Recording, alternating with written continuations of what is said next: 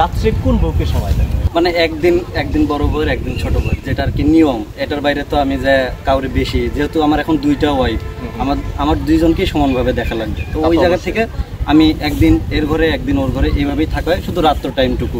মানে আর এছাড়া সবসময় আমরা একসাথে খাওয়া দাওয়া, একসাথে ঘুমাই, একসাথে শুয়ে থাকি, একসাথে আমরা ফোন টোন চালাই বা ভিডিও টিডিও দেখি, মানে সময় কাটাই, সব কিছু আমরা একসাথে করি। অনেকে আছে সতীন নিয়ে সংসার করতেছে, কিন্তু তাদের ভিতরে অনেক ঝগড়া কেচাল ঝামেলা হয়, শান্তির ভিতরে আছে। শুধু যে আমরাই দুই বউ নিয়ে একসাথে আছি তা না, অনেকেই আছে কিন্তু তাদের সংসারে অনেক অশান্তি। তো আমরা সমাজের কাছে এটাই মেসেজ দিতে চাই যে আসলে দুই বউ নিয়েও সুখে থাকা যায়, এবং দুই বউকে নিয়ে আপনি বসেন, যারা সতীনের সংসার করেন তাদের হাজব্যান্ডকে বলতেছে দুই বউ নিয়ে আপনি বসে তাদের ভিতরে আপনি আলাপ আলোচনা করে কার কী চাহিদা মিটে তাদেরকে একত্রে রাখেন, এবং মানে নিজেদের ফ্যামিলিটাকে সুন্দর করেন। যদি 5টা বছর আপনার সঙ্গে একই খাটে ঘুমিয়েছে, হঠাৎ একদিন আপনার কাছ থেকে উনি দূরে, মানে আরেক রুমে শুয়ে আছে, তখন তো আপনি একা, তখন খারাপ লাগে না? আরে এটা কি হয়ে গেল? না না, এখন দেখেন এক জায়গায় গেল, ওর কোনো দরকার ছিল এই জন্য ওই গেছে, তো ওই টাইমটুকু তো আমার একা, ওই রাতটুকু তো আমার একা থাকা লাগবে না? সেই টাইমটুকু তো যদি আমি একা থাকতে পারি, এরকম একদিন পরই তো আসতেছে আমার সামনে, এটা তো কোনো ইয়ে না। আর হলো ওই একটা পর্যন্ত থাকে, 12টা একটা পর্যন্ত একটা মানুষ থাকলে পরে কিন্তু এমনি ঘুম ধরে সেই টাইমটুকু ঘুমা এসে যায়, বোঝেন নাই? আপনার বাবা মা কি এই বিষয়টা মেনে নিয়েছে? হ্যাঁ, আমার বাবা মা। আপনার বাবা মা মেনে নিয়েছে? না, আমার ফ্যামিলি মানে না। ফ্যামিলি কি বলতেছে? ফ্যামিলির এক কথাই যে সতীন দেখে কেন আসছে। এটা তো বলাটাই স্বাভাবিক, এটা বলাটাও স্বাভাবিক, কিন্তু তারা এক কথাই যে কোনোদিনই মানবে না। মানে ফ্যামিলির কেউ আপনার মানে না? কেউ মানে না, উল্টা আরো গালাগালি করে।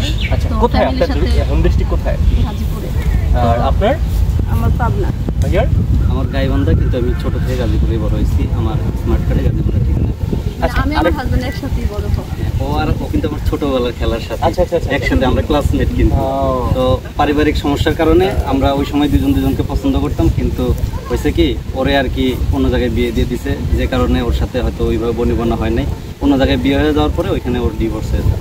ও, তার মানে ওনার আগে একটা বিয়ে হয়েছিল, সেই স্বামী যে কোনো কারণ হোক চলে গেছে, তারপরে অতীতে আপনার সঙ্গে যোগাযোগ করে আবার দেন হচ্ছে আপনারা আবার নতুন করে সংসার, নতুন করে বিয়ে করেছেন। কিন্তু এই যে বিষয়টা আপনার পরিবার কিভাবে দেখছে বা আপনার আত্মীয় স্বজন কিভাবে দেখছে? আমার আত্মীয় স্বজনের ওইরকম কোনো সমস্যা নেই, শুধু ওর ফ্যামিলিতে একটু ঝামেলা চলতেছে। আমার যেহেতু বাবা নাই, আমার মা আছে, তো আমার মার কথা যে আমার ছেলে যদি করে, আমার মা আরও খুশি। আমার মানুষকে বলে যেহেতু আমরা দুই ভাই, বলে মানুষের 2টা ছেলে থাকলে 2টা বেটার বউ আসে, আর আমার 2টা ছেলে 3টা বেটার বউ। উনি বিষয়টা মজার ছলে দেখে যে আমার বড় ছেলে করছে, এখন কি করার, সে তো কোনো হারাম কাজ করে নাই, সে একটা লিগেল কাজ করছে, এতে আমাদের কোনো ওইরকম মতামত নাই। কিন্তু আশেপাশের মানুষ যদি একটু কটু কথা বলে, তারপরেও মানে ফ্যামিলি থেকে, আমার ফ্যামিলি থেকে ওইরকম কোনো চাপ নেই। মেয়েদের সংসারে পাতিলারে ডুসাডুসি হয়, এটাই স্বাভাবিক। কিন্তু এখন যদি উনি দীর্ঘ 5 বছর উনি কিন্তু গ্রহণ করে নিয়েছে, যে ওনার সতীনকে গ্রহণ করে নিয়েছে, এমনও কি হবে যে আসলে আপনারা সামাজিক যোগাযোগ মাধ্যমে যে কোনো ভাইরালের ইস্যু নিয়ে আসলে বিয়ে করেন না বা বিয়ে হিসাবে নাটক করছেন? না না না, এটা জীবনেও না। এটা যদি ফেসবুকও না থাকতো কিংবা ইউটিউব না হলো টিকটক যদি না থাকতো, আমরা এইভাবেই জীবন কাটাতাম। আমাদের কাছে ডকুমেন্টও আছে, আমরা অলরেডি রেজিস্ট্রির কাগজটা আমাদের কাছে আছে। যদি কারো ইয়ে হয় আর কি, সন্দেহ হয়, বা যদি মনে করে যে ভাইরালের নেশে আমরা অনলাইনে এসে মিথ্যা প্রপাগান্ডা ছড়াচ্ছি, তাহলে তারা চাইলে আমাদের কাছ থেকে ডকুমেন্ট দেখতে পারে। বা আমাদের একটা ফেসবুক পেজ আছে, টিকটক আইডি আছে এবং ইউটিউব চ্যানেল আছে, আমরা ওইখানে ডকুমেন্ট আমাদের পেশ করব যদি এটা নিয়ে বেশি মানে তোলপাড় শুরু হয় আর কি।